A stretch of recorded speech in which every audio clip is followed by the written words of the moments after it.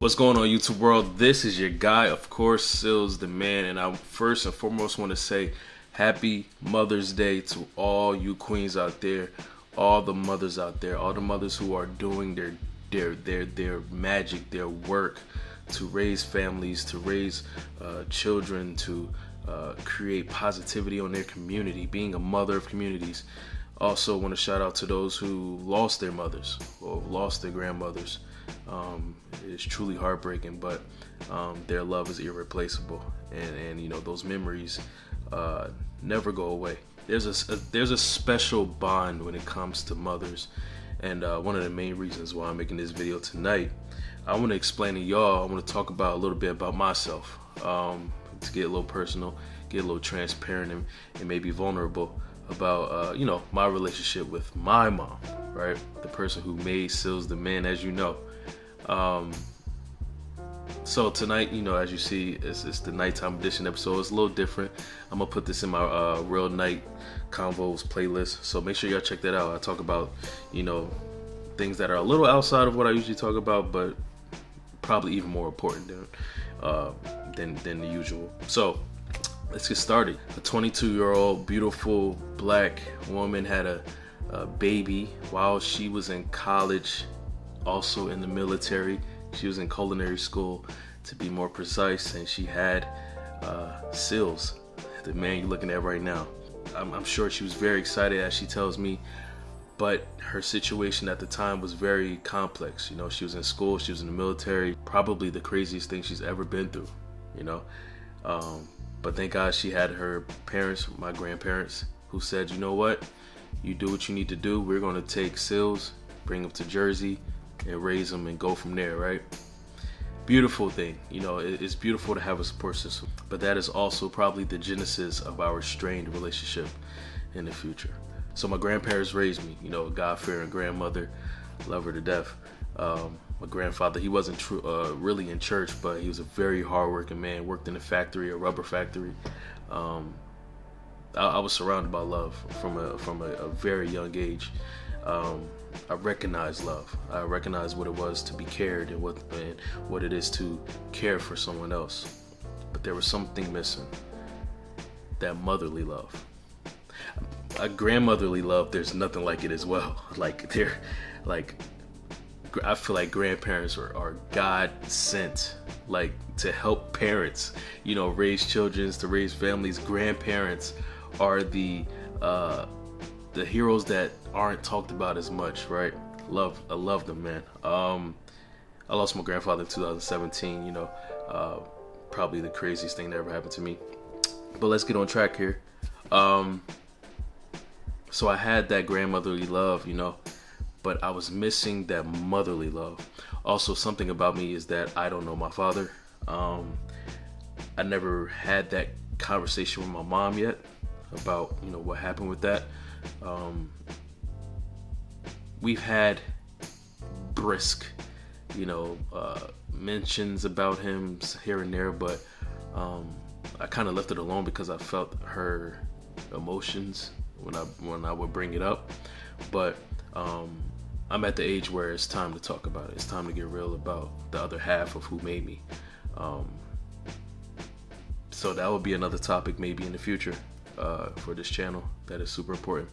But like I was saying, once again, I was missing that affection from my mom. You know, I grew up, went through school, went through relationships, you know, on the understanding from older people, my grandparents, you know, you should do this for a girl. When you're dating, you should do these things. You should look out for these things. And I got, you know, those perspectives from my grandfather and my grandmother. But there's nothing like getting that from someone who's, one, closer to your age, and two, someone who actually brought you forth, you know, into this world. I was missing that. So the reason why I was missing these things is because she was in the military, like I mentioned, and she was on tour, world tour. She was in, you know, Desert Storm. She was in these wars. She was on, you know, in the Middle East. She was in Germany. She was in these different countries, but she wasn't here with me.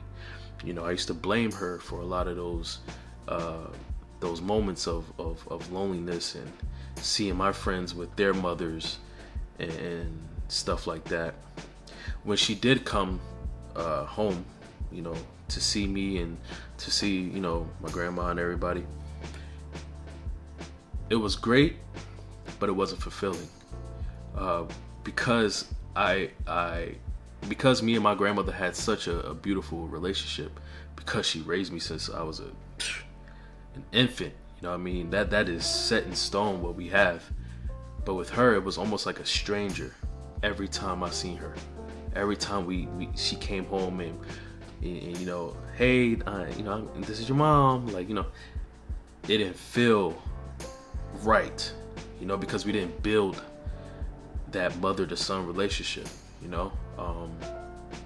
As I got older, as I got into my early 20s, I went to school, that's when things got a little even rockier in our relationship, because now I'm a grown man, and young people who get over that 20-year mark, they feel like they know everything, what I'm saying, but they also want more from those they need more from. I needed more from my mom. I needed a real relationship with my mom. Things got rocky because I was also emotionally immature, because I wasn't taught how to, I don't know if there is a way to even be taught about this, but I didn't know how to handle being in a relationship with the woman who brought me into this world, but not having it, right? So in this process, I'm learning. She's learning, It's not just about me, right? I can say this now as a mature man. It's not just about me. She was going through things too, learning about me, I'm an early 20-year-old, man, and I'm curious. I have all these curiosities. I'm wondering, where's my dad? Why aren't you here? Why don't I have the relationship I have with you that I have with my grandmother? I have all these things, and it starts to create negativity. It starts to create confusion. And during that time, as an emotionally ignorant young man, not that that's a bad thing, but that was the facts of the time, we got into a lot of, spews and a lot of arguing and a lot of, separation, not talking to each other. It happened a lot, because the funny thing about it is I am so much like my mother. I used to say all these mean things about her, and in this frustration as a young man, I can't believe she's doing it. I can't believe she's like this. I would never be like her. Little did I know I was so much like her. And I don't know if any of y'all been through this, but when you are so much like someone you love, you tend to have disagreements with that person more than most people. And I see that a lot with daughters and mothers. I see that a lot in those relationships.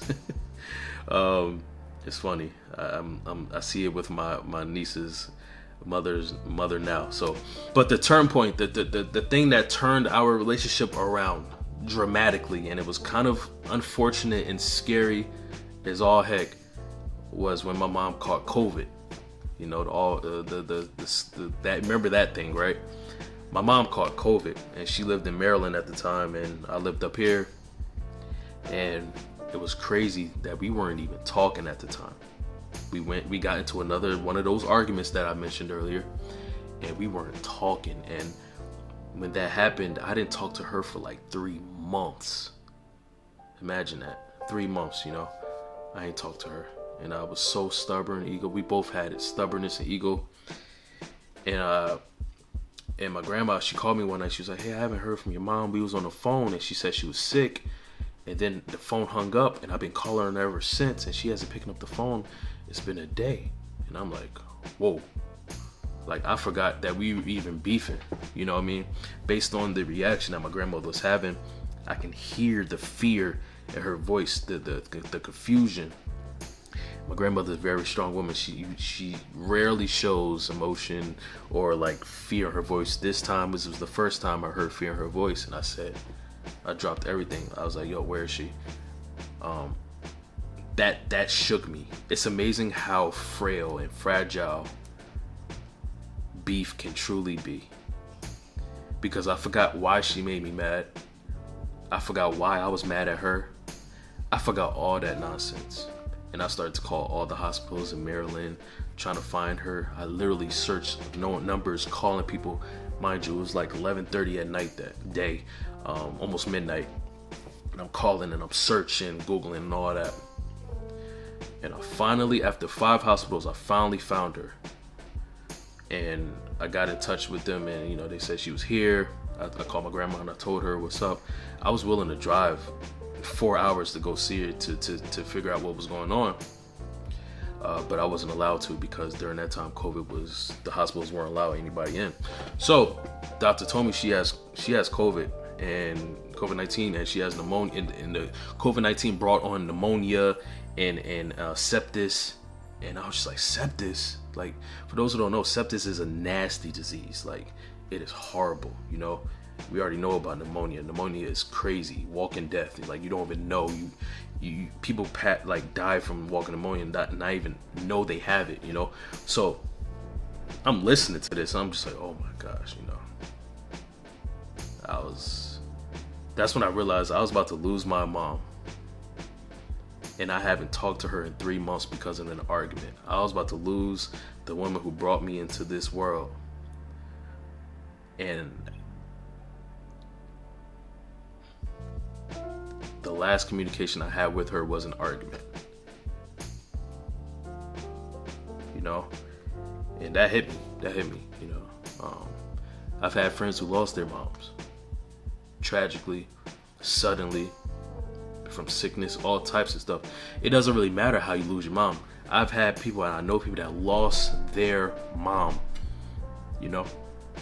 And at that moment, when he was listing down all the things she had, and like how the chances of her surviving was starting to creep in my mind, you know, that's when I realized the importance of having a mom.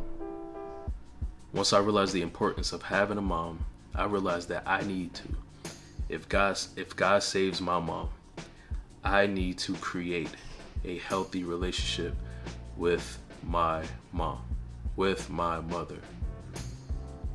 Over 30 years of beef, over 30 years of misunderstandings, over 30 years of not letting go, or not trying to learn about each other, or not trying to be happy with each other, of having ego, of even saying stupid stuff like, you know what, I don't need a mom, stuff like that. After all that mess, I realized, it was revealed to me that I need my mom. As a man, I need my mom. As a black man, I need my mom. As someone who's still learning about life at a young age, because, you know, I'm older but I'm younger, I need my mom. She survived. She pulled through after a few weeks. And from then on there, I was dedicated to creating a relationship with my mother.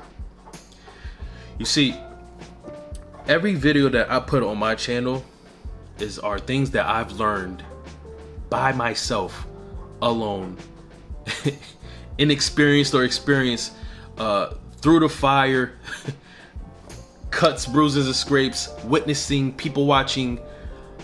I've learned all those things through those things, right? But it's crazy because I can never say and harken back on a moment where I could say, yo, my mom taught me about this.